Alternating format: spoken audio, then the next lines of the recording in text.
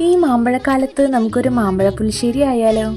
മൺചട്ടിയിലേക്ക് മാമ്പഴം തൊലി കളഞ്ഞിടുന്നതിനോടൊപ്പം ശർക്കര, മഞ്ഞൾപ്പൊടി, കുരുമുളക് പൊടി, ഉപ്പ്, കറിവേപ്പില, വെളിച്ചെണ്ണയും അല്പം വെള്ളം ചേർത്ത് തിരുമ്മി അടുപ്പത്ത് വയ്ക്കാം. ശേഷം മാമ്പഴം വെന്ത് നല്ല കുറുകി വരുമ്പോൾ അതിൽ നാളികേരവും ജീരകവും പച്ചമുളക് കൂട്ടി വെണ്ണ പോലെ അരച്ച അരപ്പും ചേർത്ത് കുറച്ചു നേരം തിളപ്പിക്കാം. ശേഷം നല്ല കട്ടിയുള്ള തൈരുടച്ച് ചേർത്തിളക്കി യോജിപ്പിക്കാം. ഇത് അടുപ്പിൽ നിന്ന് വാങ്ങി താളിച്ചു വയ്ക്കാം. നമുക്കിനി തുമ്പീവ തുമ്പക്കുടത്തിൻ